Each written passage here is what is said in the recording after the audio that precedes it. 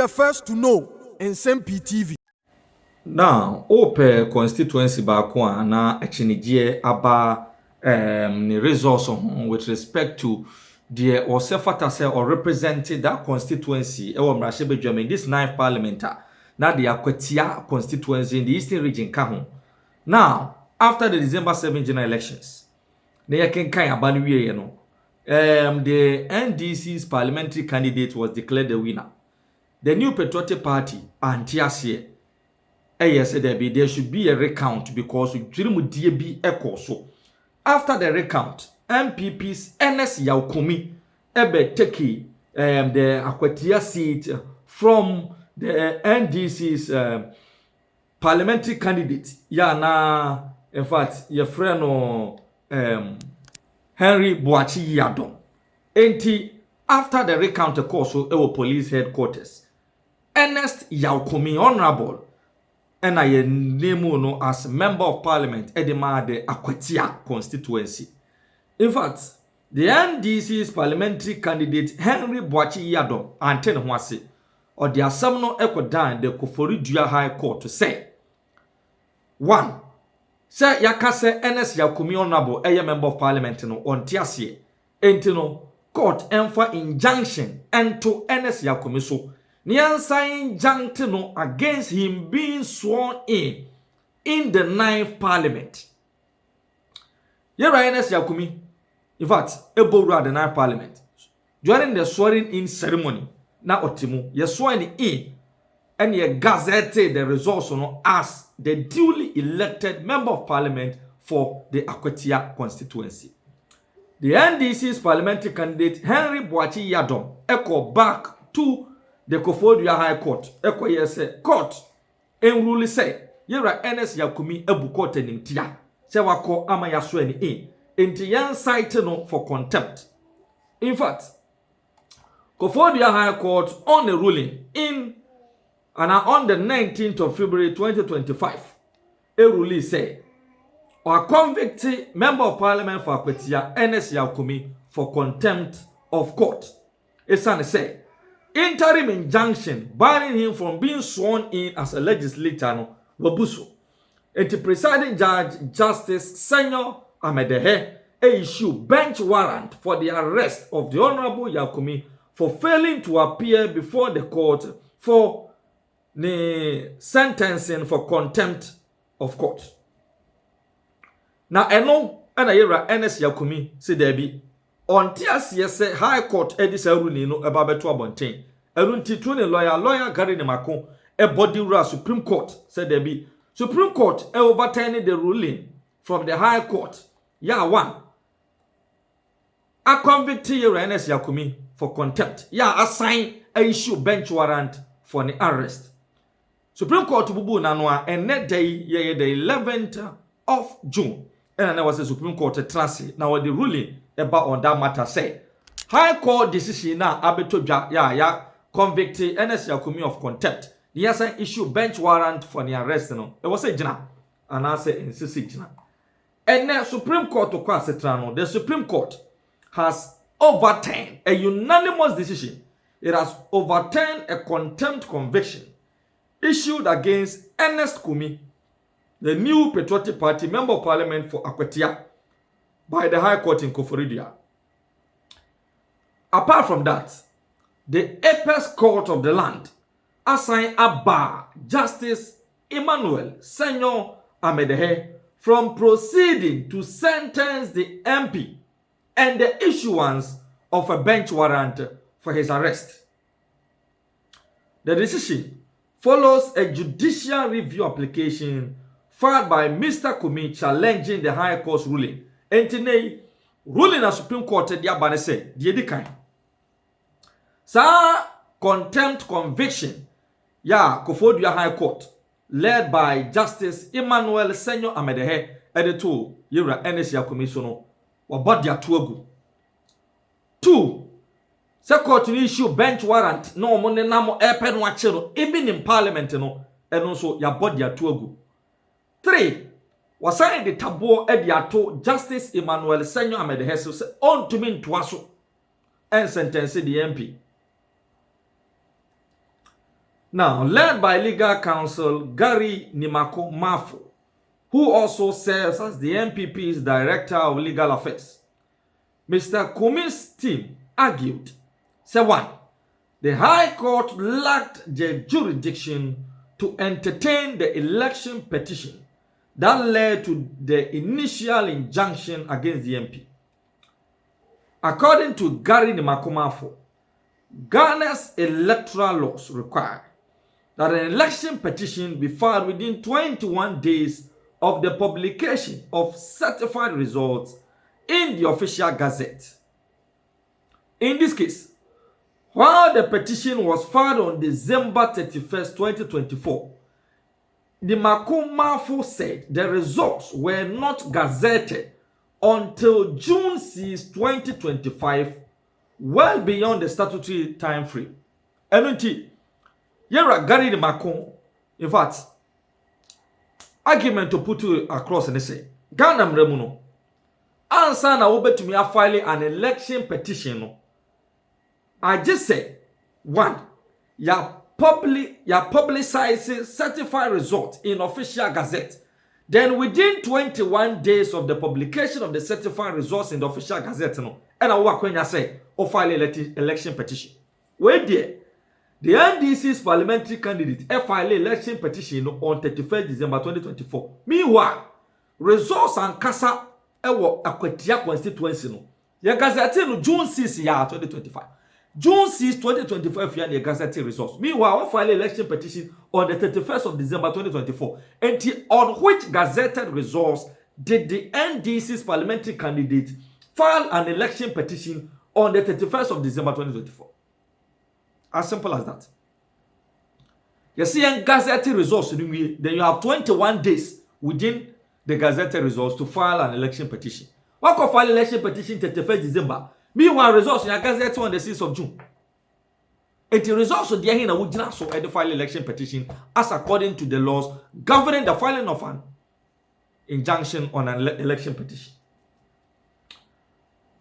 He also argued that because the High Court's jurisdiction was improperly invoked, all subsequent rulings, including the injunction and contempt conviction, were invalid. He also criticized the High Court for convicting Mr. Kumi of contempt without granting him a hearing, calling it a breach of natural justice. And regarding the Makonsan, it was being said. In fact, jurisdiction of High Court no crano at the year it was improperly invoked. Hence, every ruling from the High Court is invalid. A crown High Court no far so a convicted Mr. Kumi of contempt. No. It was problematic because Nipano Kasa or convicting of contempt. One man of proper hearing, one granting hearing, one yabrentin and no sample. Then you went ahead and granted Nipano dia semno bano. Say young Kwanyanko convict Mr. Kumi. Yeah, according to you regarding the Mako. The cause no a complete breach of natural justice. Comment to me nko kasam fan tire obi. Now, yen trasi M1 no fan fa nipa no mako kasam de atfare no. Ebra court trasi entie nipa no so anose. Ye die nipa na no asem.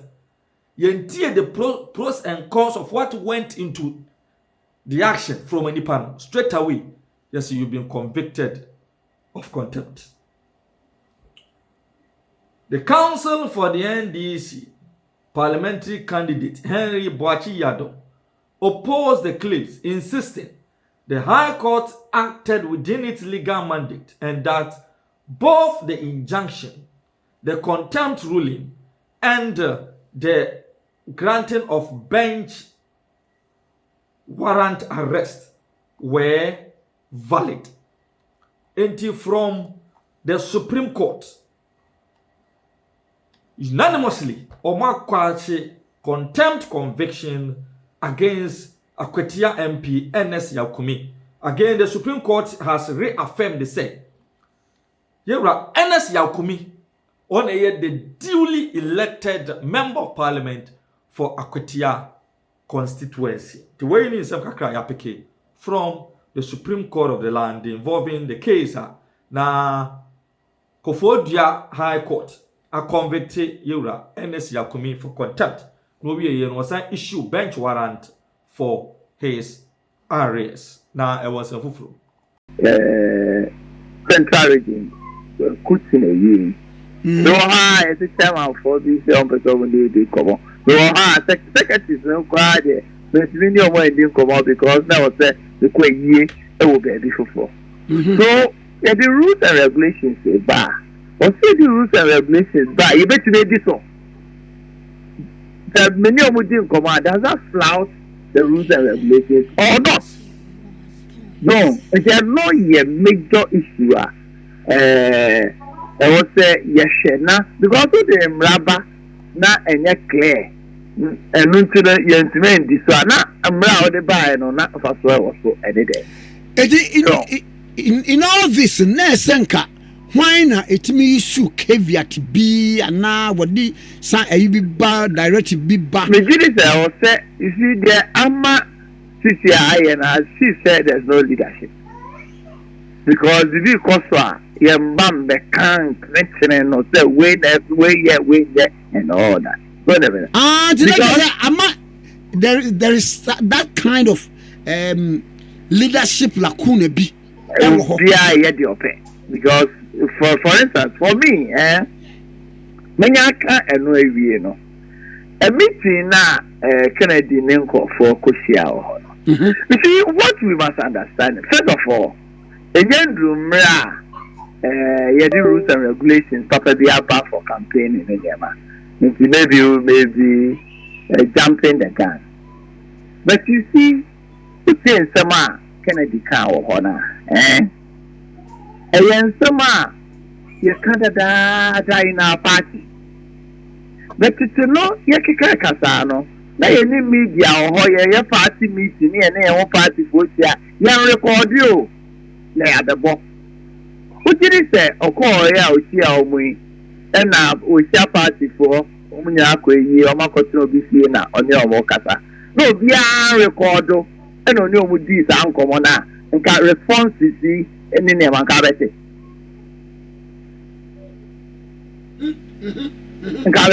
In this party, J. Spencer, none in Niane, President Kofoye. President Kofo. Only President Kofo contested in 1996. Yeah. Osamini contested 1998. Hey, now 1996 na wokan. William Adebia na who's a brown no kasano. Who's a South Hausa what it languages bebre.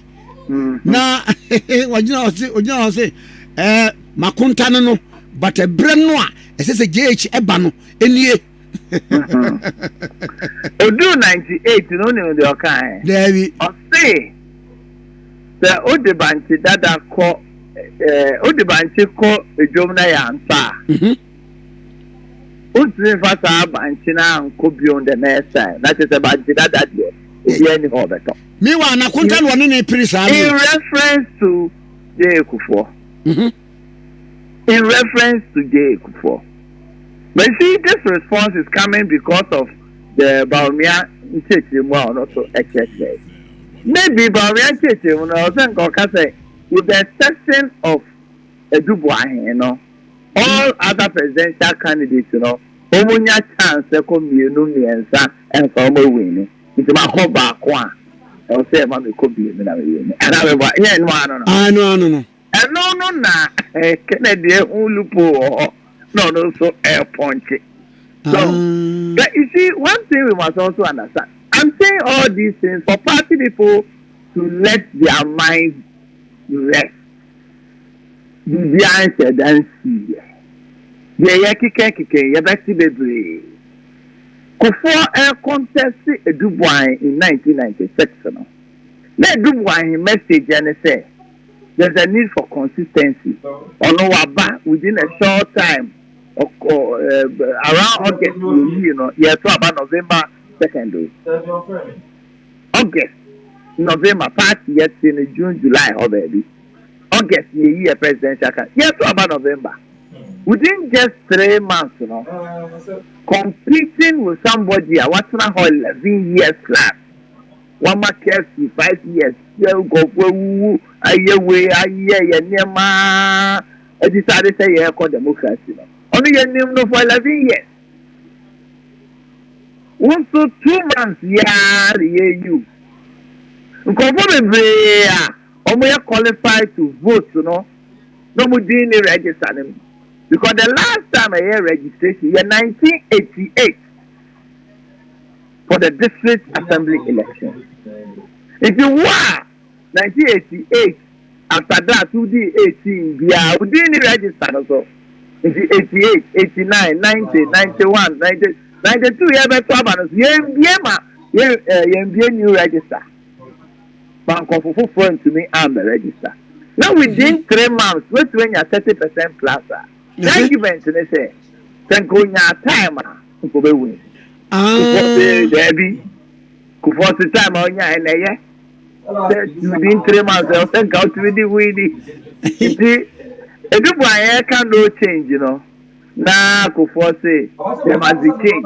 There must be change. It's a shot saying that. There must be change. And I did change here Dubai and the mark for.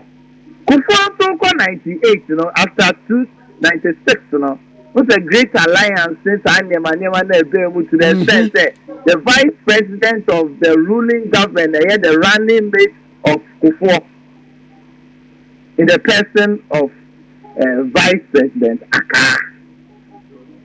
So that arrangement now because a preparation towards 1996, you know, answer that Papa.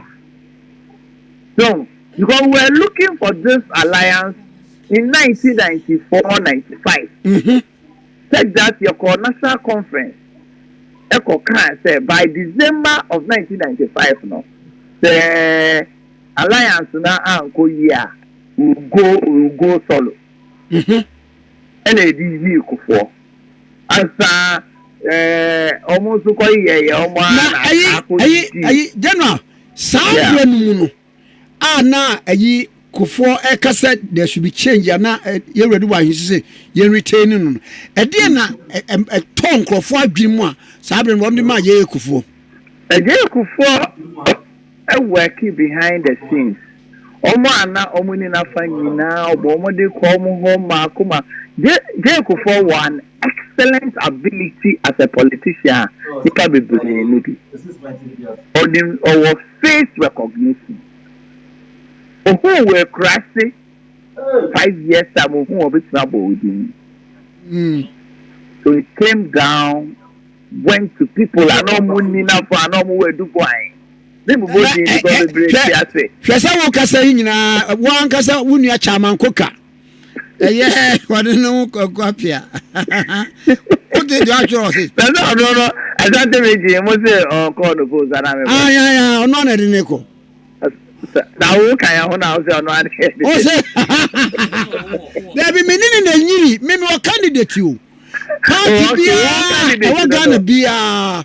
It is looking as if say call the post. Let's say. And no say and I was a menini na nyiri e wa Ashtown. Mate. And Tiro was it JB the historian? In Kufuor Briana Omuni Kufuor. He managed to win a lot of them in his vote. Wow. And to be arguments and not winning. When you say yeah call 2000, yeah call 98, yeah call yeah. If somehow come far a Dubai who are announcing no. Sana na nado danko Kufuor do beka fa no say who say nipa no anya de who say we ono say we nya time into that way to na perform no who say ba bi on say we nya time tie say ma nko bi on enti Kufuor say no change Kufuor do say there must be change it's nipa ba ko no o can no change we do baby no o say there must be change enti Baumia or any debater, or like I said, there must not be change, there must be consistency. Said the Ayama, Kufuor, and Kufuor, no, I be winning. Son of Becca. Because the Kennedy's reference to say there must not be change. The young to us, sir. Or like I said, there must be change. There must be change. So, yet it is answer me, yeah. Anytime I hear one cry, I get the dynamic of politics. There's no way. You say, Senator investor contesting Baumia. And I'll bet Baumia arguments, nothing. I'm pinning arguments in the pinning not now. You go raise the counter argument. I just want people to understand this. There can't be on. If you could for a winning, you know, with all there must be change, no change, you know, and no change, you winning here. When is that 96? No change, and winning. 98, no change, you winning here with the same person, and they did winning here. They did winning the bar 2004. I know they retaining Kufuor as a presidential candidate, and the best thing called 2008. 2008, why only they call here? If I don't do you call elections. And I believe here. I don't leave here win here. He almost won the elections. And you call second round, third round, and you'll lose here. Now, can't we move here, say. The fact said, Nanado, almost winning here. And on say, you say, uncle for free.